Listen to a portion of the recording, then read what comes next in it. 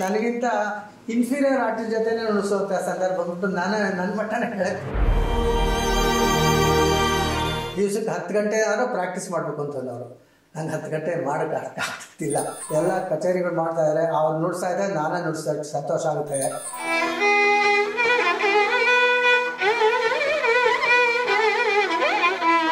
ನಮ್ಮ ತಂದೆ ಆಸೆ ಏನಿತ್ತು ಅದನ್ನು ಅವನು ನೆರವೇರಿಸ್ತಾ ಇದ್ದಾನೆ. ನಾನು ಇವಾಗ ಏನಾದ್ರು ಇರಬೇಕು ಅಂತಂದ್ರೆ ಪೂರ್ತಿ ಕಾರಣ ನನ್ನ ವಯಸ್ಸು. ಕಚೇರಿಗೆಲ್ಲ ನಂಗೆ ಹೋಗ್ಬೇಕು ಅಂತ ಆಸೆ, ಆದರೆ ಕೆಲವರು ಅನಾನಿಮಸ್ ಲೆಟರ್ ಬರೆಯೋರು ಆಕಾಶವಾಣಿಗೆ. ಹೀಗೆ ಇವ್ರು ಕಚೇರಿಗೆ ಹೋಗಿದ್ರು, ಪರ್ಮಿಷನ್ ತಗೊಂಡಿಲ್ಲ, ನೀವು ಅವ್ರ ಮೇಲೆ ಆ್ಯಕ್ಷನ್ ತಗೊಳ್ಳಿ, ಈ ಥರನೇ ನನ್ನ ಮೇಲೆ ಲೆಟರ್ಸು.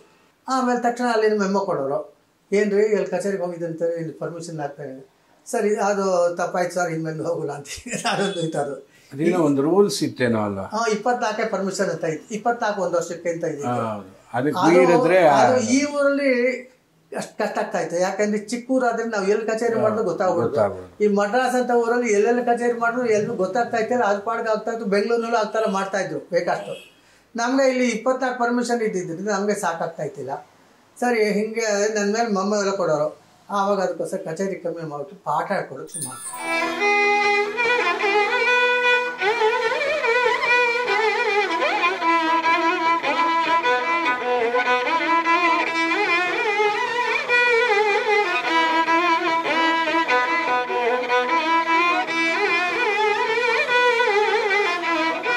ಮನೆ ಅದಕ್ಕೆ ಯಾರು ಪ್ರಾಬ್ಲಮ್ ಮಾಡೋದು ಅಂದ್ಬಿಟ್ಟು ಮನೇಲಿ ಹುಡುಗರನ್ನ ಪಾಠ ಹೇಳ್ಕೊಟ್ಟು ಮಾಡಿದೆ. ಆಗಿಂದ ಸುಮಾರು ಜನಕ್ಕೆ ಹೇಳ್ಕೊಟ್ಟೆ. ಸುಮಾರು ಎಷ್ಟು ಅಂತಾನೆ ಲೆಕ್ಕ ಇಟ್ಕೊಂಡಿಲ್ಲ ನಾನು, ಸುಮಾರು ಜನಕ್ಕೆ ಹೇಳ್ಕೊಟ್ಟೆ. ಒಂದು 80ನೇ ಇಸ್ವಿಯಿಂದ ಶುರು ಮಾಡಿದ್ರ ಪಾಠ ಹೇಳ್ಕೊಡೋದು? 76ರಿಂದಾನೆ. ಆ್ಯಕ್ಚುಲಾಗಿ ಮಡ್ರಾಸಲ್ಲಿ ಇದ್ದಾಗಲೇ ನಾನು ನನಗೆ ಖರ್ಚಿಗೆ ಸಾಕಾಗಲ್ಲ ಅಂತ ಅಂದ್ಬಿಟ್ಟು ರಮಣಿ ಮಗ ತ್ಯಾಗರಾಜನ್, ಅವನು ನನ್ನ ಶಿಷ್ಯ. ಈಗಲೂ ನುಡಿಸ್ತಾರೆ ವೈಲಿನ್. ಅವನು ನನ್ನ ಶಿಷ್ಯ. ಅವರೇ ರಮಣಿನೇ ಒಂದ್ಸಲ ಒಂದು ಇಂಟರ್ವ್ಯೂ ಒಳಗೆ ಅವ್ರು ಹೇಳಿದ್ದಾರೆ, ಅವನು is disciple of H.K. Narasimhamurthy ಅಂತ. ಹಾಗೆ ಆಮೇಲೆ ಈ ಥರ ಇನ್ನೊಂದು 2-3 ಪಾಠ ಆಯಿತು, ಅಲ್ಲಿಂದಾನೇ ಪಾಠ ಹೇಳ್ಕೊಡ್ತಾ ಇದ್ದೆ. ಹಾಗಾಗಿ ಇಲ್ಲಿ ಪಾಠ ಹೇಳ್ಕೊಡ್ಕೋದೇನು ಕಷ್ಟ ಆಗಲಿಲ್ಲ. ಇಲ್ಲಿ ಸುಮಾರು ಜನಕ್ಕೆ ಹೇಳ್ಕೊಟ್ಟೆ. ಅದರಲ್ಲಿ ಚೆನ್ನಾಗಿ ಕಲ್ತ್ಕೊಂಡು ಕೆಲವು ತುಂಬ ಜನನೇ ಇದನ್ನೇ ಪ್ರೊಫೆಷನ್ ಆಗಿ ಇಟ್ಕೊಂಡು, ಸಂಗೀತನೇ ಪ್ರೊಫೆಷನ್ ಆಗಿ ಇಟ್ಕೊಂಡು ಈಗ ಲೈಫ್ ಲೀಡ್ ಮಾಡ್ತಾ ಇದ್ದಾರೆ. ಅದು ನನಗೆ ತುಂಬ ಸಂತೋಷ. ನಿಮ್ಮ ಶಿಷ್ಯರಲ್ಲಿ ಸುಮಾರು ಜನ ಪ್ರೊಫೆಷನ್ ಆಗಿದ್ದಾರೆ, ಕೆಲವರು ಪ್ರೊಫೆಷನಲ್ ಆಗಿ ನುಡಿಸ್ತಾರೆ, ಬೇರೆ ಕೆಲಸದಲ್ಲಿದ್ದರು. ಆ ಥರ ಒಂದು ಸುಮಾರು 90% ಎಲ್ಲ ಇರೋರೆಲ್ಲ ಹೆಚ್ಚು ಕಡಿಮೆ ನಿಮ್ಮ ಶಿಷ್ಯರೇ ಇದ್ದಾರೆ ಸರ್. ಅಲ್ಲಿಂದ ಮುಂದೆ ನೀವು ಹೇಗೆ ಮುಂದುವರೆದ್ರಿ?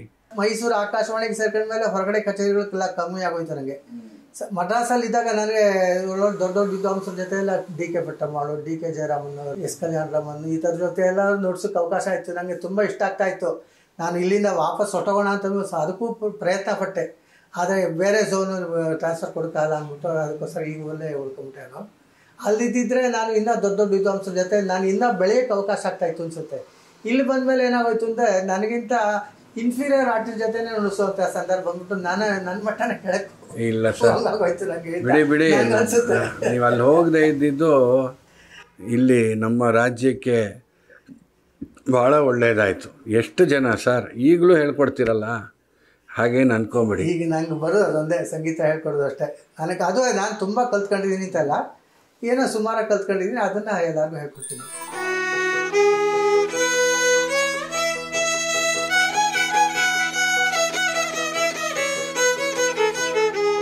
ಆಮೇಲೆ ನಾನು ನಮ್ಮ ಮೇಷ್ಟ್ರ ಹತ್ರ ಕಲಿತಾ ಇದ್ರು ಈ ಹೊರಗಡೆ ಎಲ್ಲ ಬೇರೆ ಬೇರೆ ಲಾಲ್ಗುಡಿ ಜಯರಾಮನ್ನು, V.V. ಸುಬ್ರಹ್ಮಣ್ಯಂ, T.N. ಕೃಷ್ಣನ್ನು ಅವರೆಲ್ಲ ಕೇಳಿದ ಮೇಲೆ ನನಗೆ ಅದರೆಲ್ಲನೂ ನನ್ನ ಮನಸ್ಸಲ್ಲಿ ಇರ್ತಾಯಿತ್ತು. ಹಾಗಾಗಿ ನಾನು ಪ್ಯೂರಿಟಿ ನಮ್ಮ ಮೇಷ್ಟ್ರ ಸ್ಕೂಲ್ದು ಪ್ಯೂರಿಟಿ ಉಳಿಸ್ಕೊಂಡಿಲ್ಲ. ನಾನು ಎಲ್ಲ ಮಿಕ್ಸ್ ಆಗಿರ್ತೇನೆ. ನಾನು ಅದೇ ಹೋಗ್ತಾ ಹೋಗ್ತಾ ಎಲ್ಲ ಅಡಾಪ್ಟ್ ಮಾಡಿಕೊಂಡು ನಿಮ್ಮದೇ ಒಂದು ಅದನ್ನು ಮಾಡಿಕೊಂಡು ಆದರೆ ನಮ್ಮ ಹುಡುಗರಿಗೆ ಹೇಳ್ಕೊಡ್ಬೇಕಾದ್ರೆ ಮಾತ್ರ ನನಗೆ, ಯಾಕೆಂದ್ರೆ ನಮ್ಮ ಮೇಷ್ಟ್ರ ಸ್ಟೈಲ್ ನಂಗೆ ತುಂಬ ಇಷ್ಟ. ಅದಕ್ಕೆ ತುಂಬ ಪ್ರಾಕ್ಟೀಸ್ ಮಾಡಬೇಕಾಗಿದ್ದು ನಾನು ಅಷ್ಟು ಆಗಲಿಲ್ಲ. ಅಲ್ಲ ಯಾಕೆಂದ್ರೆ ಬರೀ ಕಚೇರಿ ಕೇಳಿದ್ರು ಇದರಲ್ಲೇ ಇದ್ಬಿಟ್ಟೆ ಹೊರತು ನಾನು ಅವ್ರು ಹೇಳೋಷ್ಟು ಪ್ರಾಕ್ಟೀಸ್, ಅವ್ರು ಹೇಳಿದ ಪ್ರಕಾರ ದಿವಸಕ್ಕೆ 10 ಗಂಟೆ ಆದರೂ ಪ್ರಾಕ್ಟೀಸ್ ಮಾಡಬೇಕು ಅಂತಂದವರು. ನಂಗೆ 10 ಗಂಟೆ ಮಾಡೋಕ್ಕೆ ಅಷ್ಟು ಆಗ್ತಿಲ್ಲ. ಅವ್ರು ಸದಾ ಪ್ರಾಕ್ಟೀಸ್ ಮಾಡ್ತೀವಿ. ಅವ್ರು ಯಾವಾಗ ಎಷ್ಟು ಅಂತಂದರೆ ಮೈಸೂರು ಕಚೇರಿಗೆ ಬಂದರೂ ಸಹಿತ ಹೋಟ್ಲಲ್ಲೇ ಪ್ರಾಕ್ಟೀಸ್ ಮಾಡ್ತಾ ಕೂತ್ಕೊಂಡ್ರು. ಕಚೇರಿ ಟೈಮ್ ಬರೋರು, ಕಚೇರಿ ಮುಗಿಸಿದ ತಕ್ಷಣ ಅವರು ಜನಗಳ ಹತ್ರ ಎಲ್ಲ ಮಾತಾಡ್ತಾ ಇತ್ತಿಲ್ಲ. ಅವರು PR ಬೆಳೆಸ್ಕೊಳ್ಳಿಲ್ಲ. ಅವ್ರ ಪಾಡು ವೈಲಿನ್ ಇಟ್ಕೊಂಡು ಹೋಗ್ಬಿಟ್ಟು ಹೋಟ್ಲಲ್ಲಿ ಪ್ರಾಕ್ಟೀಸ್ ಮಾಡ್ತಾನೆ ಕೂತ್ಕೊಂಡು. ಹೀಗೆ ಅವ್ರ ಪ್ರಾಕ್ಟೀಸ್ ಅಂದರೆ ಅವ್ರ ಮನಸ್ಸಲ್ಲಿ ಯಾವಾಗಲೂ ಪ್ರಾಕ್ಟೀಸ್. ಒಂದು ದಿವಸ ಪ್ರಾಕ್ಟೀಸ್ ಮಾಡಿದ್ರೆ ನಂಗೆ ಜೀವನೇ ಹೊರಕ್ಕಾಗುತ್ತೆ ಅಂತಂದವರು, ಅಷ್ಟು ಪ್ರಾಕ್ಟೀಸ್ ಅವರು. ನಾನು ಅದರ 100ನೇ ಅಲ್ಲ 1001ನೇ ಭಾಗನೂ ಮಾಡಲಿಲ್ಲ. ಹಾಗಾಗಿ ನಾನು ಆ ಲೆವೆಲ್ಗೆ ಅಥವಾ ಇದಕ್ಕೆ ಮಾಡಲಿಲ್ಲ. ಆಮೇಲೆ ನನ್ನ ಒಂದು ಅನುಭವ ಏನು ಅಂದರೆ, ಒಂದು ಯಾವುದೋ ಒಂದು ಸ್ಕೂಲ್ದು ಸ್ಟೈಲ್ ಇರಬೇಕು ಅಂತಂದರೆ ಬೇರೆ ಯಾವುದು ಇಂಪ್ರೆಸ್ ಅವ್ರ ಮನಸ್ಸಲ್ಲಿ ಬೇರೆ ಸಂಗೀತ ಕೇಳ್ಬೋದು. ಅವ್ರ ಗುರುಗಳನ್ನೇ ಅದನ್ನು ಅದೇ ಕೇಳ್ತಾ ಇದ್ದರೆ ಅವ್ರ ಮನಸ್ಸಲ್ಲಿ ಅದು ಬರುತ್ತೆ. ಬೇರೆದು ಕೇಳ್ತಾ ಇದ್ದರೆ ಅದು ಇಂಪ್ಯಾಕ್ಟ್ ಇದ್ದರೆ ನಮ್ಗೆ ಆ ಸಂಗತಿಗಳು ಈ ಸಂಗತಿಗಳು ಸೇರಿಸೋ ಹಂಗಾಗುತ್ತೆ. ನಾನು ನಮ್ಮ ಮೇಷ್ಟ್ರ ಮನೇಲಿ ಎಷ್ಟೋ ಸಲ ಅನುಭವ ಆಗಿದೆ. ನಾನು ಪಾಠ ಬಾರಿಸ್ಬೇಕಾದ್ರೆ ನಾನು ಟಿ ಎನ್ ಕೃಷ್ಣನ ಸಂಗತಿನ ಯಾವ್ದಾದ್ರು ಒಂದು ಅವರ ಪಾಠ ಮದುವೆ ಇದೆಲ್ಲ ಹಿಂಗೆ ಹೊಚ್ಚಕ್ಕಾದೆ ಹಂಗೆ ಹಿಂಗಿದೆ ಹಿಂಗೆ ವಾಸಿ ಕೂಡ ಅನ್ನೋರು. ಅದೇ ಥರ ಕಾಲೇಜಲ್ಲಿ ಏನಾದ್ರು ಟಿ ಎನ್ ಕೃಷ್ಣನ್ ಕ್ಲಾಸಲ್ಲಿ MH ಹೇಳ್ಕೊಟ್ಟಿದ್ದು ಒಂದು ಸಂಗತಿ ಬರ್ತಾರೆ, ಅದೆಲ್ಲ ಹಿಂಗೆ ಕೊಡೋದು ವಾಸಿ ಕೊಡೋದು ಹಂಗೆ ವಾದ್ಯಾರ ಅದು ವಾಸಿ ಇತ್ತದವರು. ಹಿಂಗೆ ನನಗೆ ಒಂಥರ ಮಿಕ್ಸೆಡ್ ಇದಾಗೋಯ್ತು. ಕೆಲವು ಸಲ ಯಾವುದಪ್ಪ ಮಾಡೋದು, ನನಗೆ ಯಾವ್ದು ಕಲ್ತ್ಕೊಳ್ಳೋದು ಯಾವ್ದು ಬಿಡಬೇಕು ಅಂತ ನನಗೆ. ಅದ್ರ ಕಡೆಗೆ ನಾನು ಎಲ್ಲರ ಥರನೂ ಮಿಕ್ಸ್ ಮಾಡ್ಕೊಂಡು ನನ್ನ ಕೈ ಯಾವ್ಯಾವ್ದು ಎಟ್ಕೊತ್ತೋ ಅಷ್ಟನ್ನು ಮಾತ್ರ ಮಾಡ್ಕೊಂಡು ಅದನ್ನು ನಾನು ಹೇಳ್ಕೊಡ್ತಾಯಿದ್ದೀನಿ. ಈಗ ಇವ್ರಲ್ಲಿ ಬಂದಮೇಲೆ ಅದೇ 1976ರಲ್ಲಿ ನಾನು ಆಕಾಶವಾಣಿಗೆ ಸೇರಿದೆ. ಅಲ್ಲಿಂದ 2006ವರೆಗೂ ಇದ್ದೆ ನಾನು. ಅಲ್ಲಿ 30 ವರ್ಷ ಆಕಾಶವಾಣಿಯಲ್ಲಿ ಸರ್ವೇ ಆಯಿತು. ಆ ಟೈಮ್ನಲ್ಲಿ ಸುಮಾರು 106 ಜನಕ್ಕೆ ಪಾಠ ಹೇಳ್ಕೊಟ್ಟಿದ್ದೀನಿ. ಎಲ್ಲ ಕಚೇರಿಗಳು ಮಾಡ್ತಾಯಿದ್ದಾರೆ, ಅವ್ರು ನುಡಿಸ್ತಾ ಇದ್ದಾರೆ, ನಾನೇ ನುಡಿಸ್ತಾ ಸಂತೋಷ ಆಗುತ್ತಾಯಿದೆ. ನಿಮ್ಮ ಈ ಪರಂಪರೆ ಹಾಗೆ ಬೆಳೀತಾ ಇದೆ. ಈಗ ಭಾಸ್ಕರ್ ಆಯಿತು, ಭಾಸ್ಕರ್ ಮಗಳು ಪೃಥ್ವಿನೂ ಏನೀಗ ಅವಳು ಎಲ್ಲ ಕಚೇರಿಗಳಿಗೆ ನುಡಿಸ್ತಾಳೆ. ಅದೇ ಥರ ನನ್ನ ನಾದಿ ಮಕ್ಕಳು ಇಬ್ಬರು ಸ್ಮಿತಾ ಅಂತ ಇದ್ದಾರೆ. ಅದು ಸಿಂಧು ನಮ್ಮಲ್ಲೇ ಬೆಳೆದ್ಲು, ಅವಳು ಸಂಗೀತ ಕಲಿತಾ ಇದ್ಲು. ಸ್ಮಿತಾ ಅವ್ರ ತಂದೆ ತಿಪ್ಟೂರ್ಲಿದ್ದರು. ಯಾವಾಗ ಒಂದು ಸಲ ರಾಜ್ಯದಲ್ಲಿ ಬಂದಿದ್ದಾಗ ಇಲ್ಲಿ ನಾನು ಅಮೇರಿಕಕ್ಕೆ ಹೋಗಿದ್ದೆ. ಎಲ್ಲಿ ದೊಡ್ಡಪ್ಪ ಇಲ್ಲಿ ಅಂತ ಕೇಳಿದಂತೆ ಹೀಗೆ ಅಮೇರಿಕಕ್ಕೆ ಹೋಗಿದ್ದಾರೆ ಅಂತ. ಯಾತಕ್ಕೆ ಸಂಗೀತ ಹೇಳ್ಕೊಡೋಕ್ಕೆ ಅಂತ. ನೀವು ಸಂಗೀತ ಕಲ್ತ್ಕೊಂಡು ಅಮೇರಿಕ ಎಲ್ಲ ಹೋಗ್ಬೋದಾ ಅಂತಂದಂತೆ.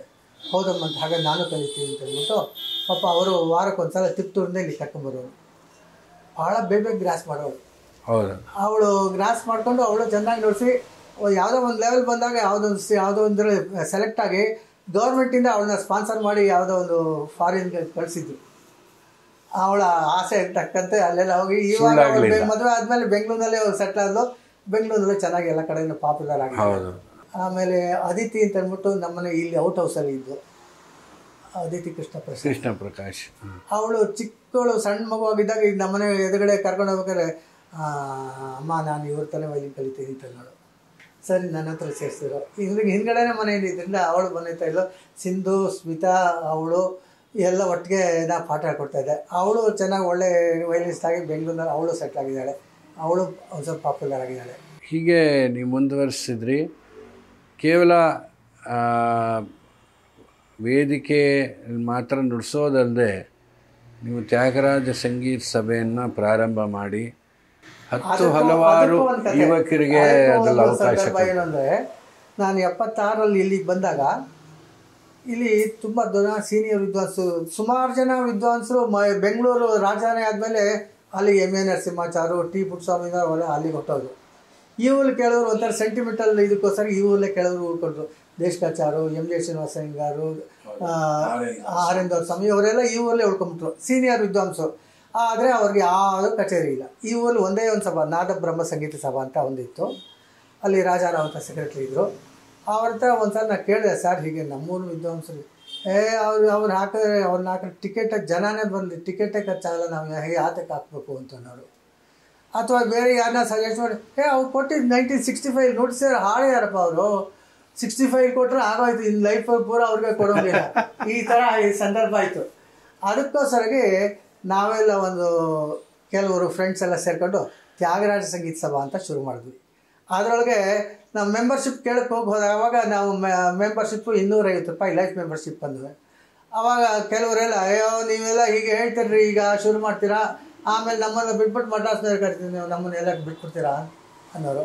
ಆವಾಗ ನಾನು ಪ್ರಾಮಿಸ್ ಮಾಡಿದೆ, ಮೇಡಮ್ ಹೀಗೆ ನಾವು ಖಂಡಿತ ಇದು ನಮ್ಮವ್ರಿಗೇ ಮಾಡಿರೋ ಸಭೆ, ಇದು ಕರ್ನಾಟಕ ಆರ್ಟಿಸ್ಟ್ ಮಾತ್ರನೇ ಕೊಡೋದು ಅಂತ ಹೇಳಿಬಿಟ್ಟು ಅದನ್ನು ಶುರು ಮಾಡಿ, ಅದು ನಾವು ಕರ್ನಾಟಕ ಆರ್ಟಿಸ್ಟ್ ಮಾತ್ರನೇ ಕೊಡ್ತೀವಿ, ಬೇರೆಯವರು ಕೊಡೋಲ್ಲ. ಅದು ಓಪನ್ ಟು ಪಬ್ಲಿಕ್ ಮಾಡಿ ತಿಂಗಳಿಗೆ 4 ಕಚೇರಿ ಮಾಡೋವು. ಯಾಕೆಂದ್ರೆ ನಮ್ಮ ಉದ್ದೇಶ ಎಲ್ಲರಿಗೂ ಅವಕಾಶ ಕೊಡಬೇಕು ಅಂತ. ಅದು 4 ಕಚೇರಿ ಒಂದೇ ಏರಿಯಾದಲ್ಲಿ ಮಾಡ್ತಾ ಇತ್ತಲ್ಲ. ನಮ್ಗೆ ಎಲ್ಲೆಲ್ಲಿ ಬಿಟ್ಟು ಆಡಿಟೋರಿಯಂ ಸಿಗ್ತೈತೋ ಅಲ್ಲೆಲ್ಲ ಒಂದೊಂದು, ವಿದ್ಯಾನಂದ ಒಂದು, ಜಯನಗರದಲ್ಲೊಂದು, ಹೆಬ್ಬಾಳಲ್ಲೊಂದು, ಈ ಥರ ಒಂದು ಬೇರೆ ಬೇರೆ ಕಡೆಯಲ್ಲಿ ಮಾಡಿ ಆ ಥರ ತಿಂಗಳಿಗೆ ಒಂದು ಆರ್ಟಿಸ್ಟ್ಗೆ ಒಂದು ಕಚೇರಿಗೆ 4 ಜನ ಆರ್ಟಿಸ್ಟು, ಒಂದು ತಿಂಗಳಿಗೆ 16 ಜನ ಅವಕಾಶ ಮಾಡಿಕೊಡ್ತಾಯಿದ್ವಿ. ಆ ಥರನೇ ಮಾಡ್ಕೊಂಡು ಬಂದು ಆಮೇಲೆ ವರ್ಷಕ್ಕೊಂದು ಸಲ ತ್ಯಾಗರಾಜ ಆರಾಧನೆ ಅಂತ ಅಂದ್ಬಿಟ್ಟು ತುಂಬ ಗ್ರ್ಯಾಂಡಾಗಿ ಮಾಡ್ತೀವಿ. ಅದರಲ್ಲಿ ಒಂದು ಸಲ ಆಕಾಶಿ ಕಂಠನ ಅವ್ರನ್ನ ಯಾವಾಗ ಅವ್ರನ್ನ ಕೇಳಿದಾಗ ನೀವು ಹೂಂಚೂರ್ತಿ ಮಾಡು ಚೆನ್ನಾಗಿರುತ್ತೆ ಅಂತಂದರು. ಸರಿ, ಹಂಗೆ ಹೂಂಚೂರ್ತಿ ಶುರು ಮಾಡಿದ್ವು. ಅವರು ಬಂದು ನಮ್ಮ ಹೂಂಚೂರ್ತಿ ಪಾರ್ಟಿಸಿಪೇಟ್ ಮಾಡಿದ್ದಾರೆ. ಅವತ್ತು 8 ದಿವಸ ನಾವು ಕಾರ್ಯಕ್ರಮ ಮಾಡ್ತೀವಿ. 8 ದಿವಸ ನಮ್ಮ ಲೋಕಲ್ ಆರ್ಟಿಸ್ಟ್ಗೆಲ್ಲ ದಿವಸ 6 ಗಂಟೆಯಿಂದ 8 ಗಂಟೆ 9 ಗಂಟೆವರೆಗೆ ಕಚೇರಿ ಇರುತ್ತೆ.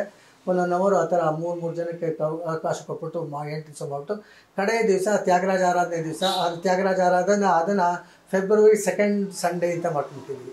ಛತ್ರ ಅದು ಫ್ರೀಯಾಗಿ ಕೊಡ್ತಾರೆ ಅವತ್ತು. ನಾನು ಬಂದಿದ್ದೀನಿ ಒಂದು ವರ್ಷ. ಅದಕ್ಕೆ ಅಲ್ಲಿ ರಥದಲ್ಲಿ ತ್ಯಾಗರಾಜದ್ದು ಫೋಟೋ ಇಟ್ಕೊಂಡು ಮೆರವಣಿಗೆ ಮಾಡ್ಕೊಂಡು ಎಲ್ಲ ನಮ್ಮ ಮೈಸೂರಿನ ಎಲ್ಲ ವಿದುಷಿರೆಲ್ಲ ಹೂಂಚೂರ್ತಿಲಿ ಹಾಡ್ಕೊಂಬರ್ತಾರೆ. ಅದು ತುಂಬ ಗ್ರ್ಯಾಂಡ್ ಫಂಕ್ಷನ್ ಆಗುತ್ತೆ. ಆಮೇಲೆ ಅದು ವಾಪಸ್ ಬಂದಮೇಲೆ ಸುಮಾರು ಒಂದು ಮೊದಲು ತುಂಬ ಜನ ತುಂಬ ಸೀನಿಯರ್ ಮೋಸ್ಟ್ ಆರ್ಟಿಸ್ಟ್ ಎಲ್ಲ 80-90 ವಯಸ್ಸವರೆಲ್ಲ ಇದ್ದರು. ನಾವು ಅವ್ರಿಗೆಲ್ಲ ಒಂದು ಗುರುತಿಸ್ಬೇಕು ಅಂತ ಅಂದ್ಬಿಟ್ಟು ಸನ್ಮಾನ ಅಂತ ಇಟ್ಕೊಂಡಿದ್ವಿ. ಅವು ನಮ್ಮ ಸಣ್ಣ ಸ್ಕೇಲು, ನಾವು ದುಡ್ಡು ಗಿಟ್ಟು ಕೊಡೋ ಸ್ಟೇಜ್ ಇರ್ತಿಲ್ಲ, ಸುಮ್ಮನೆ ಕರೆಸ್ಬಿಟ್ಟು ಹೋಗ್ತಾ ಬರ್ತಾ ಚಾರ್ಜ್ ಕೊಟ್ಟು ಸನ್ಮಾನ ಮಾಡೋ ಒಂದು ವರ್ಷಕ್ಕೆ 15 ಜನಕ್ಕೆ ಕೊಟ್ಟು ಸನ್ಮಾನ ಮಾಡೋಕ್ಕೆ ಶುರು ಮಾಡಿದ್ವು. ಅದು ಎಷ್ಟವರೆಗೂ ಆಯಿತು ಅಂದರೆ ಆಲ್ಮೋಸ್ಟ್ ಎಕ್ಸಾಸ್ಟ್ ಆಗೋಗ್ಬಿಡ್ತು ಅಷ್ಟು ಆ ವಯಸ್ಸವರೆಲ್ಲ. ಆಮೇಲೆ ಬೇಡ ಸಾಕು, ಇನ್ಮೇಲೆ ವರ್ಷಕ್ಕೆ 5 ಜನಕ್ಕೆ ಮಾಡ್ಕೊಳ್ಳೋಣ ಅಂತಂದ್ಬಿಟ್ಟು ವೈಲಿಸ್ಟು, ವೋಕಲಿಸ್ಟು, ಒಂದು ಮೃದಂಗಿಸ್ಟು, ಒಂದು ಹೀಗೆ ಎಲ್ಲ ಥರ ದಿವಸಕ್ಕೆ ಮಾಡ್ಬೋದು. ಆಮೇಲೆ ನಮ್ಮ ಸಭೆನೂ ಒಂದು ಸ್ವಲ್ಪ ಬೆಳೀತಾ ಅದು ನಾವು ತ್ಯಾಗರಾಜ ಆರಾಧನೆ ಟೈಮಲ್ಲಿ ಮಾತ್ರ ದುಡ್ಡು ಕಲೆಕ್ಟ್ ಮಾಡೋವು, ಬೇರೆ ಟೈಮಲ್ಲಿ ಕಲೆಕ್ಟ್ ಮಾಡ್ತಾಯಿರ್ತಿಲ್ಲ.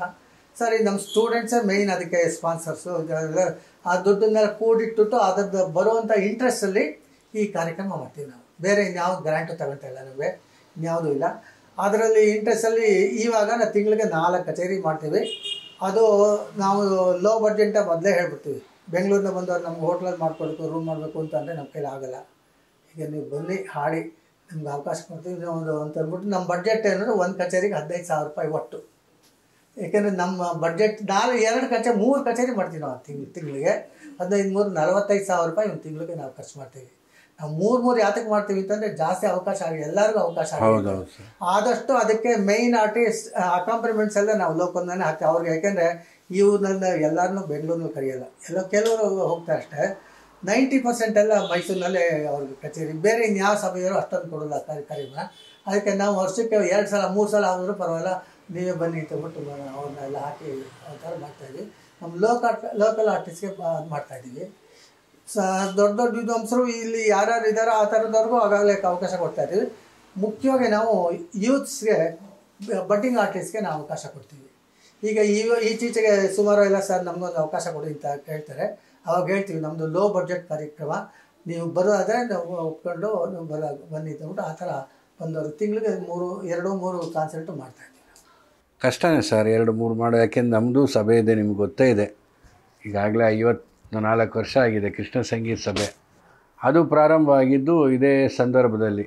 ಅಂದರೆ ಕರ್ನಾಟಕ ಸಂಗೀತದವ್ರಿಗೆ ಅವಕಾಶನೇ ಇರ್ತಿರ್ಲಿಲ್ಲ ಬೆಂಗಳೂರಲ್ಲಿ. 68ರಲ್ಲಿ ಶುರುವಾಯಿತು. 69ರಲ್ಲಿ ಕರ್ನಾಟಕ ಗಾನ ಕಲಾ ಪರಿಷತ್ ಶುರುವಾಗಿರೋ ಉದ್ದೇಶನೂ ಅದೇ. ಅಂದರೆ ಕರ್ನಾಟಕದ ಕಲಾವಿದರಿಗೆ ಅವಕಾಶ ಇಲ್ಲ ಅಂತೇಳಿ ಸಂಗೀತಗಾರರಿಂದಲೇ ಸಂಗೀತಗಾರಗಾಗಿ ಸಂಗೀತಗಾರರಿಂದ ನಮ್ಮದು ಅದೇ ಫ್ರಮ್ ಮ್ಯೂಸಿಷಿಯನ್ಸ್ ಫಾರ್ ಮ್ಯೂಸಿಷಿಯನ್ಸ್ ಅಂತ ಅದೊಂಥರ. ಅಂದರೆ 2 ಸಂಸ್ಥೆಗಳು ನಡ್ಕೊಂಬರ್ತಾ ಇದೆ. ಇಲ್ಲಿ ಅದೇ ರೀತಿ ತ್ಯಾಗರಾಜ ಗಾನ ಸಭೆ ಇದೆ. ನಾವು ಶುರು ಮಾಡಿ 38 ವರ್ಷ ಆಯಿತು. 38 ವರ್ಷ. ಅದೇ ರೀತಿ ಬೆಂಗಳೂರಲ್ಲೊಂದು ತ್ಯಾಗರಾಜ ಸಂಗೀತ ಸಭೆ ಇದೆ. ಬಿಗೆ ಚಂದ್ರಮೌಳಿ ಇದ್ದರು, ಈಗ ಬೇರೆಯವರಿದ್ದಾರೆ. ಅವರು 50 ವರ್ಷ ಆಯಿತು. ಅವರೂ ಕರ್ನಾಟಕದ ಕಲಾವಿದರಿಗಾಗಿ ಇಷ್ಟು ವರ್ಷ 2 ಸಂಸ್ಥೆಯಲ್ಲಿ ಕೃಷ್ಣ ಸಂಗೀತ ಸಭೆ, ತ್ಯಾಗರಾಜ ಗಾನ ಸಭೆ. ಇನ್ನೆಲ್ಲ ಅಂದರೆ ಯಾರೂ ಅವಕಾಶ ಕೊಡಬಾರ್ದು ಬೇರೆಯವ್ರಿಗೆ ಅಂತಲ್ಲ, ಆದರೆ ನಮ್ಮಲ್ಲಿರೋರಿಗೆ ಅವಕಾಶ ಇರ್ತಿರಲಿಲ್ಲ. ಈಗಿನಷ್ಟು ಕಾರ್ಯಕ್ರಮಗಳು ಒಂದು 30 ವರ್ಷದಿಂದ ನಡೀತಾ ಇರಲಿಲ್ಲ ಅಲ್ವೇ? ಅದಲ್ಲದೆ ಇವಾಗ ಏನಾಗಿದೆ ಅಂದರೆ ಕೇವಲ ಸಭೆಗಳು ಅಥವಾ ಸಮ್ಮೇಳನಗಳು ಅಲ್ಲದೆ ಕಾರ್ಪೊರೇಟ್ ವರ್ಲ್ಡು ಅಲ್ಲಿ ಇಲ್ಲಿ ಬೇರೆ ಬೇರೆ ರೀತಿಯಾದಂಥ ಕಾರ್ಯಕ್ರಮಗಳು ಆಗಿದೆ. ಎಷ್ಟೋ ಜನ ಯುವಕರಿಗೆ ಒಂದು ದಾರಿಯಾಗಿದೆ. ಈ ಸಭೆ ನಡೆಸ್ತಾ ಇದ್ದೀರಿ, ಇದಾಯಿತು. ಆಕಾಶವಾಣಿಯಿಂದ ನಿವೃತ್ತಿ ಆಗಿದ್ದು 2006. 30 ವರ್ಷ ನಿಮ್ಮ ಪೂರ್ಣ ಅವಧಿ. ಅದರ ಅನುಭವ ಹೇಗಿತ್ತು ಸರ್? ಆಕಾಶವಾಣಿಯಲ್ಲಿ ಕೆಲವು ಸಲ ನಮಗೆ ಒಂಥರ ಖುಷಿನೂ ಕೊಡ್ತಾ ಇತ್ತು, ಕೆಲವು ಸಲ ಬೇಜಾರು. ಏನಂದ್ರೆ ಈ ಕನ್ನಡ ಗೀತೆಗಳಲ್ಲಿ ಆಡಿಷನ್ನಲ್ಲಿ ಪಾಸ್ ಮಾಡಿಬಿಟ್ಟಿರೋ ಕನ್ನಡ ಗೀತೆ ಹಾಡ್ತಾರೆ ಅಂತ ಅವ್ರಿಗೆ ತಾಳ ಇರ್ತಾಯಿತ್ತಿಲ್ಲ, ರಾಗ ಇರ್ತಾಯಿತ್ತಿಲ್ಲ. ಅವ್ರಿಗೆ ಎಷ್ಟು ಅಂತಂದರೆ ಕೆಲವು ಸಲ ಬ್ಯಾಕ್ಗ್ರೌಂಡು ಕೊಡಬೇಕು, ನಾವು ಬ್ಯಾಕ್ಗ್ರೌಂಡ್ ಮುಗಿಸ್ಮೇಲೆ ಅವ್ರು ಹಾಡು ಎತ್ಕೊಳಕ್ಕೆ ಗೊತ್ತಾಯ್ತಿಲ್ಲ, ನಾವು ತೋರಿಸ್ಬೇಕು ಹಿಂಗೆ ಹಾಡುತ್ತೆ ಆಡಿಷನ್ ಮುಗೀತು ಬ್ಯಾಕ್ಗ್ರೌಂಡು ಅಂತ. ಈ ಥರದ್ದೇ ಜಾಸ್ತಿ ಆಗೋಯ್ತು. ಕ್ಲಾಸಿಕಲ್ ಮ್ಯೂಸಿಕ್ ಇತ್ತಂದ್ರೆ ಈ ಲೈಟ್ ಮ್ಯೂಸಿಕ್ಕೇ ಜಾಸ್ತಿ ಆಗೋಯ್ತು. ದೊಡ್ಡ ಸ್ಟೇಷನಲ್ಲಿ ಲೈಟ್ ಮ್ಯೂಸಿಕ್ಗೋಸ್ಕರ ಕೆಲವರು ಆರ್ಟಿಸ್ಟ್ ಇರ್ತಾರೆ ಅಕಾಂಪನಿಮೆಂಟ್ಸು. ಹೌದೌದು. ಇಲ್ಲ ಹಂಗಿಲ್ಲ, ನಾವೇ ಎಲ್ಲದಕ್ಕೂ ನಾನು ಕರ್ನಾಟಕದಲ್ಲಿ ಇಲ್ಲ, ಚೆನ್ನೈನಲ್ಲಿ ಮಾತ್ರ. ಚೆನ್ನೈನಲ್ಲಿದೆ, ಮಧುರೈಲಿದೆ, ಎಲ್ಲ ಕಡೆನೂ ಇದೆ. ಇಲ್ಲ ಮಧುರೈಲಿ ಗೊತ್ತಿಲ್ಲ, ಚೆನ್ನೈನಲ್ಲೂ ಮಧುರೈಲಿ ನಮ್ಮ ಮೇಷ್ಟ್ರ ಮಗನೇ ಇದ್ದ. ಬಾಂಬೆ, ಡೆಲ್ಲಿ ಎಲ್ಲ ಇದ್ರು. ನಾನು ಅವನು ಕೃಷ್ಣಸ್ವಾಮಿ ಅವನು ಇದ್ದ, ಪಾಂಡಿಚೇರಿ ಇದ್ದ, ಮಧುರೈಲಿ ಇದ್ದ. ಅವನು ನಾವು ನುಡ್ಸೋದೇ ಇಲ್ಲಪ್ಪ, ನಾವು ಲೈಟ್ ಮ್ಯೂಸಿಕ್ ಕ್ಲಾಸಿಕಲ್ ಮಾತ್ರ ಅಂತ. ಇಲ್ಲಿ ನಮ್ಗೆ ಆ ಥರದ ಈವನ್ ಫೋಕ್ ಮ್ಯೂಸಿಕ್ಕು ನಾವೇ ವೈಲಿನ್ ನುಡಿಸ್ಬೇಕು. ಅದು ಏನಂತಂದರೆ ನಮ್ಗೆ ಒಂದ್ಸಲ ನಮ್ಗೆ ಅಷ್ಟೊಂದು ಇಷ್ಟ ಆಗದಲ್ಲೇ ಬಾರಿಸ್ಬೇಕಾಗಿತ್ತು. ಒಂದು ಅಭ್ಯಾಸನೂ ಇರಲ್ಲ, ನಮಗೆ ಗೊತ್ತಿರಲ್ಲ. ಆ ಥರದ್ದು ಕೆಲವು ಸಲ ಬೇಜಾರಾಗೋದು. ಕೆಲವು ಸ್ಟೇಷನ್ ಡೈರೆಕ್ಟ್ರು ಸಂಗೀತಕ್ಕೆ ಎನ್ಕರೇಜ್ ಮಾಡೋವಂಥವ್ರು ಬಂದಿದ್ದರು, ಆ ಥರ ಡಿಸ್ಕರೇಜ್ ಮಾಡೋವಂಥವ್ರು ಬಂದಿದ್ದರು. ಆವಾಗ ನನಗೆ ಅನ್ನಿಸ್ತು, ಈ ಥರ ಕೆಲಸದಲ್ಲಿ ಇದ್ಕೊಂಡು ಪ್ರೊಫೆಷನಾಗಿ ಇಟ್ಕೊಂಡ್ರೆ ಚೆನ್ನಾಗಿಲ್ಲ ಅಂದ್ಬಿಟ್ಟು ನನ್ನ ಮಗನ ಆಕಾಶವಾಣಿಗೆ ಸೇರಿಸಲಿಲ್ಲ. ಇದು ಕಚೇರಿ ಅಕಸ್ಮಾತ್ ಇಲ್ಲೇ ಹೋದರೆ ಫೈನಾನ್ಸ್ ನಾನು ಹೆಲ್ಪ್ ಮಾಡ್ತೀನಿ, ಬೇಕಾದ್ರೆ ಈ ಸಂಗೀತನೇ ತಗೋಬೇಕು ಅಂತ ಹೇಳಿ ನಮ್ಮ ತಂದೆ ಆಸೆ ಏನಿತ್ತು ಅದನ್ನು ಅವನು ನೆರವೇರಿಸ್ತಾ ಇದ್ದಾನೆ.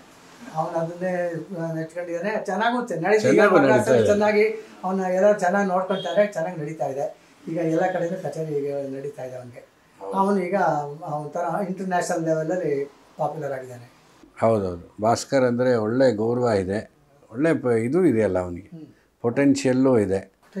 ದೊಡ್ಡ ದೊಡ್ಡ ವಿದ್ವಾಂಸರು ಎಲ್ಲರೂ ಅವನನ್ನು ಇಷ್ಟಪಡ್ತಾರೆ. ಅಲ್ಲಿ ಅವ್ರು ಹೇಳಿದ್ರು ಒಂದ್ಸಲ, ನಾವು 10 ಜನ ಆರ್ಟಿಸ್ಟ್ಗೆ ಕೇಳಿದರೆ ಅಲ್ಲಿ 8 ಜನ ಭಾಸ್ಕರ ಬೇಕು ಅಂತ ಕಂಪ್ಲೀಟ್ ಹಾಕಿಂದ ಹೇಳ್ತಾರೆ. ಮ್ಯೂಸಿಕ್ ಅಕಾಡೆಮಿಲಿ ಅವರೆಲ್ಲರೂ ಕೇಳ್ತಾ ಇದ್ರಿಂದ ಮ್ಯೂಸಿಕ್ ಅಕಾಡೆಮಿ ಫುಲ್ ಭಾಸ್ಕರನೇ ಬರ್ಸ್ಬೇಕಾಗುತ್ತೆ. ಅಲ್ಲಿ ರೂಲ್ ಒಂದು ಸೀನಿಯರ್ಸ್ ದಾಟಲ್ಲಿ ಒಂದೇ ಅವಕಾಶ ಕೊಡಬೇಕಂತು. ಹಾಗಿದ್ರು ಬಿಫೋರ್ ಲಾಸ್ಟ್ ಇಯರ್ 3 ಪ್ರೋಗ್ರಾಮ್ ನುಡಿಸ್ಲೇಬೇಕಾಯ್ತು. ಅವನು ಆರ್ಟಿಸ್ಟ್ ಬಲವಂತ ಕೊಟ್ಟಿಲ್ಲ, ನಾ ಅವರೇ ಬೇಕು ಅಂತ ಹೇಳಿ 3 ಪ್ರೋಗ್ರಾಮ್ ಕೊಟ್ಟು ಅವ್ರು ಹೇಳಿದ್ರು, ಇದು ನಮ್ಮ ಹಿಸ್ಟ್ರಿ ಒಳಗೆ ಇತ್ತಿಲ್ಲ ಅಕಾಡೆಮಿಯಲ್ಲಿ ಈ ಥರ ಒಬ್ಬರಿಗೆ 3 ಚಾನ್ಸು ಭಾಸ್ಕರ್ ನುಡಿಸ್ಬಿಟ್ಟ ಅಂತಂದು. ಹೆಮ್ಮೆ ಅಲ್ವ ಸರ್ ನಮ್ಮ ಹುಡುಗ? ಅದೇ ರೀತಿ ಶ್ರೀಕಾಂತೂ ಅಷ್ಟೇ ಅಲ್ಲ, ಒಳ್ಳೆ ಹೆಸರು ಮಾಡಿದ್ದಾನೆ. ಈ ವರ್ಷ ನಿಮಗೆ ಮಡ್ರಾಸ್ ಮ್ಯೂಸಿಕ್ ಅಕಾಡೆಮಿಯಿಂದ ಕಲಾಚಾರ್ಯ TTK ಅವಾರ್ಡ್ ಬರ್ತಾ ಇದೆ. ಅದು ಕೊಟ್ಟಿದ್ದಾರೆ. ಅದು ಹೆಂಗೆ ಕೊಟ್ಟಿರೋದು, ಯಾಕೆಂದರೆ ನಾವು ಮಡ್ರಾಸ್ ಬಿಟ್ಟು ಹೆಚ್ಚು ಕಮ್ಮಿ ಒಂದು 50 ವರ್ಷನೇ ಆಯಿತು ಅನಿಸುತ್ತೆ. ಅಲ್ಲ ಮಡ್ರಾಸ್ ಬಿಟ್ಟು ಇದ್ರು ಅಂತಲ್ಲ, ಆ ಅವಾರ್ಡ್ಗೆ ನೀವು ಯೋಗ್ಯ. ಅಲ್ಲ, ನಾನು ಏನೋ ಗ್ಯಾಪ್ ಇಟ್ಕೊಂಡು ನನಗೆ ಇದ್ದಕ್ಕಿದ್ದಾಗ ಫೋನ್ ಮಾಡಿದ್ರು, ನೀವು ಈ ಸಲ ಅವಾರ್ಡ್ ಕೊಡ್ತಾ ಇದ್ದರೆ ನನಗೆ ಆಶ್ಚರ್ಯ, ನನ್ನಿಂದ ಗ್ಯಾಪ್ ಇಟ್ಕೊಂಡಿರಲ್ಲ ಅಂತ. ನನ್ನ ಪ್ರಕಾರ ಕಲಾನಿಧಿನೇ ಕೊಡಬೇಕು ನಿಮಗೆ. ಆದರೆ ನಿಮಗೂ ಗೊತ್ತು ಅದು ಹೇಗೆ ನಡೆಯುತ್ತೆ, ಹೇಗಾಗತ್ತೆ ಅಂತ. ಮುಂದೊಂದು ದಿನ ಖಂಡಿತ ನಿಮಗೆ ಆ ಪ್ರಶಸ್ತಿಗಳು, ಆ ಒಂದು ಏನು ಬರಬೇಕು ಅದು ಬಂದೇ ಬರುತ್ತೆ ಸರ್. ಇದಾದ ನಂತರ ಇವಾಗ ನಿಮ್ಮ ಮೊಮ್ಮಗಳು ಅದನ್ನು ಮುಂದುವರಿಸ್ತಾ ಇದ್ದಾಳೆ, ಹೇಗೆ? ಅವಳು ಚೆನ್ನಾಗಿ ಅವಳು ಆ್ಯಕ್ಚುಲಾಗಿ ಸಣ್ಣ ಮಗುವಾಗಿದ್ದಾಗ ಸುಮಾರು 5ನೇ ವಯಸ್ಸಲ್ಲೇ ಇಲ್ಲಿ ನನ್ನ ವೈಫ್ ಇಲ್ಲಿ ಪಾಠ ಹೇಳ್ಕೊಡ್ತಾ ಇರೋಳು. ಅದು ಕೇಳಿಸ್ಕೊಂಡೇ ಇಲ್ಲಿ ಆಟ ಇಲ್ಲಿ ಮಾಡಿ ಹತ್ತಿ ಹಿಡಿದು ಮಾಡೋಳು. 5 ಪಂಚರತ್ನ ಕೃತಿಗಳನ್ನು ಕಲ್ತ್ಕೊಂಬಿಟ್ಟಿದ್ಲು. ಅವಳಿಗೇನೋ ಓದಕ್ಕೆ ಬರ್ತಾಯಿತ್ತಿಲ್ಲ. 5 ಪಂಚರತ್ನ ಕೃತಿಗಳು ಅವಳಿಗೆ ಸ್ಕ್ರಿಪ್ಟ್ ಇಲ್ದಲೇ ಹಾಡೋ ಅಷ್ಟು ಕೆಪಾಸಿಟಿ ಬಂದಿತ್ತು. ಆವಾಗಲೇ ಇವಳು ಪೊಟೆನ್ಷಿಯಲ್ ಇದೆ ಅಂತ ಅನ್ನಿಸ್ತು. ಆಮೇಲೆ ಪಿಟೀಲ್ ಶುರು, ಆಮೇಲೆ ವೈಲಿನ್ ಹೇಳ್ಕೊಡಕ್ಕೆ ಶುರು ಮಾಡಿದೆ. ಈಗ ವೈಲಿನ್ ಕಚೇರಿ ಮಾಡ್ತಾಳೆ, ವೋಕಲ್ಲು ಕಚೇರಿ ಮಾಡ್ತಾಳೆ.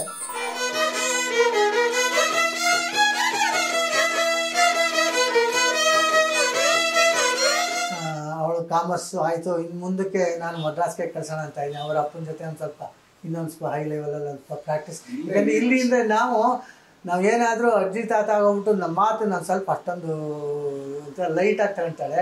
ಅಲ್ಲಾದರೆ ಅಪ್ಪನ ಹೆಸರು ಇದರಲ್ಲಿ ತುಂಬ ಸ್ಟ್ರಿಕ್ಟ್ ಆಗಿರ್ತಾನೆ. ಇನ್ನೂ ಸ್ವಲ್ಪ ಚೆನ್ನಾಗಿ ಪ್ರಾಕ್ಟೀಸ್ ಮಾಡಿದ್ರೆ ಇನ್ನೊಂದು ಚೆನ್ನಾಗಿ ಒಳ್ಳೆ ವಿದುಷ ಆಗ್ಬೋದು ಅಂತ ನನಗೆ ಅದಕ್ಕೋಸ್ಕರ ಸದ್ಯದಲ್ಲೇ ಮದ್ರಾಸಿಗೆ ಕಳ್ಸೋಣ ಅಂತ ಅಂದ್ಕೊಂಡಿದ್ದೀನಿ.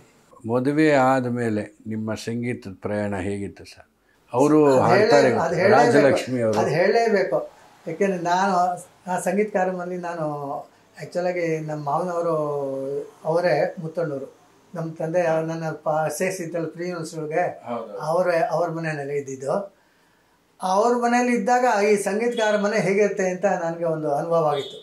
ಯಾವ್ಯಾವುದೋ ಟೈಮ್ ಅವಾಗಿಂದ ನೋಡ್ತಾ ಇದ್ರಿ ನೀವು? ಐಡಿಯಾ ಬಂದ್ಬಿಟ್ಟಿಲ್ಲ? ಐಡಿಯಾ ಬಂದಿತ್ತಿಲ್ಲ. ಇಲ್ಲ, ಆವಾಗ ಅನುಭವ ಬಂದಿತ್ತು ಸಂಗೀತಗಾರ ಮನೆ ಹೇಗಿರುತ್ತೆ ಅಂತ. ಅವರು ಯಾಕಂದ್ರೆ ಅರ್ಧ ರಾತ್ರಿ ಕಚೇರಿ ಮುಗಿಸ್ಕೊಂಡಿಲ್ಲ ಬರೋರು ಪಾಪ. ಅವರು ಮುತ್ತಣ್ಣವ್ರು ಹೆಂಡತಿ ಅಷ್ಟೊತ್ತರೆಗೂ ಕಾಯ್ಕೊಂಡು 12 ಗಂಟೆನೋ 1 ಗಂಟೆನೋ ಅಷ್ಟೊತ್ತರೆಗೂ ಕಾಯ್ಕೊಂಡಿದ್ದು ಅವ್ರಿಗೆ ಊಟ ಬಡಿಸಿ ಇದೆಲ್ಲ ಮಾಡುವ. ಅದೇ ಥರ ಅವ್ರ ಮಕ್ಕಳು ಪ್ರಕಾಶ್ ಅಷ್ಟೇ. ಪ್ರಕಾಶ್ ಅಂತೂ 100% ಮ್ಯೂಸಿಷಿಯನ್. ಅವರು ಸಂಗೀತದಲ್ಲಿ ಮುಳುಗ್ಬಿಟ್ರೆ ಅವ್ರು ಬೇರೆ ಏನೋ ಪ್ರಪಂಚನೇ ಗೊತ್ತಾಗ್ತಿಲ್ಲ. ಪ್ರಾಕ್ಟೀಸ್ ಮಾಡಿ ಶುರು ಮಾಡ್ಬಿಟ್ರೆ ರಾತ್ರಿ ಎಲ್ಲ ಬಾರಿಸ್ತಾರೆ, ಬೆಳಗ್ಗೆವರೆಗೂ 5 ಗಂಟೆವರೆಗೂ ಬಾರಿಸೋರು. ನನಗೆ ಅಷ್ಟೊಂದು ಸಂಗೀತ ಅಭ್ಯಾಸ ಇಲ್ಲದಿದ್ದರಿಂದ ನಾನು ತೂಕಡ್ಸ್ಕೊಂಡು ವೈಲಿನ್ ಎಷ್ಟೋ ಕಷ್ಟಪಟ್ಕೊಂಡು ಬಾರಿಸ್ತಾಯಿದ್ದೆ. ಆಮೇಲೆ ಬಿಟ್ಟರೆ ಸಾಕು ಅಂತ ನಾವು ಬಿಟ್ಟು ಅಲ್ಲಿಗೆ ಮಲಿಕ್ಬಿಡುವರು. ಆ ಲೆವೆಲ್ ಇತ್ತು ನನಗೆ ಅಷ್ಟೊಂದು ಸಂಗೀತದ ಇದು. ಆದರೆ ಅವ್ರ ಮನೆಯಲ್ಲಿ ಪಾಪ ಪ್ರಕಾಶ್ ಆಮೇಲೆ ಕೆಲಸಕ್ಕೆ ಸೇರ್ಕೊಂಡ್ರು, ಟೀಚರ್ ಆಗಿದ್ದರು. ಆಮೇಲೆ ಬ್ಯಾಂಕಿಗೆ ಸೇರ್ಕೊಂಡ್ರು. ಆಮೇಲೆ ಒಂದು ಸ್ವಲ್ಪ ಸುಧಾರಿಸ್ತು ಅವ್ರ ಮನೇಲಿ. ಆಗ ಅವ್ರ ಮನೆಯಲ್ಲಿ ನೋಡಿದ ಮೇಲೆ ಓಹೋ ಸಂಗೀತಗಾರ ಮನೆ ಅಂದರೆ ಹೀಗೆಲ್ಲ ಇರುತ್ತೆ. ಅದಕ್ಕೋಸ್ಕರವಾಗಿ ನಾವು ಒಂದು ಸ್ವಲ್ಪ ನಾನು ಯಾಕೆಂದ್ರೆ ನಮ್ಮ ತಂದೆ ಹೇಳ್ಬಿಟ್ಟಿಲ್ಲ ನಾನು ಸಂಗೀತಗಾರನಾಗಬೇಕು ಅಂತ. ಆ ಸಂಗೀತಗಾರ ಆದ ಈ ಥರನೂ ನಾನು ಇರಬೇಕಾಗುತ್ತೋ ಅನ್ನೋ ಅದಕ್ಕೋಸ್ಕರ ನಾನು ಈಗಲಿಂದ ಪ್ರಿಪೇರ್ ಆಗಬೇಕು ಅಂತದ್ದು ಅದಕ್ಕೆ ರೆಡಿಯಾಗಿದ್ದೆ. ಸೊ ಮದುವೆ ಆದಮೇಲೆ ನನ್ನ ಹೆಂಡತಿ ಸಂಗೀತಗಾರ, ಅವ್ರ ಮನೇಲಿ ಸಂಗೀತನೇ ಇದ್ದಿದ್ದರಿಂದ ನನಗೆ ಫುಲ್ ಸಪೋರ್ಟು. ನಾನು ಇವಾಗ ಏನಾದ್ರು ಇರಬೇಕು ಅಂತಂದರೆ ಪೂರ್ತಿ ಕಾರಣ ನನ್ನ ವೈಫು. ಫಸ್ಟ್ ಕಾರಣ ನಮ್ಮ ತಂದೆ, 2ನೇದು ನನ್ನ ವೈಫು, ಆಮೇಲೆ 3ನೇದು ನಮ್ಮ ಗುರುಗಳು. ಈ 3 ಜನರ ಒಂದು ಪ್ರಯತ್ನ ಸಪೋರ್ಟಿಂದ ನಾನು ಈಗ ಈ ಲೆವೆಲ್ಗೆ ಕಲ್ತ್ಕೊಂಡಿದ್ದೀನಿ, ಸಂಗೀತನ ಇಟ್ಕೊಂಡಿದ್ದೀನಿ.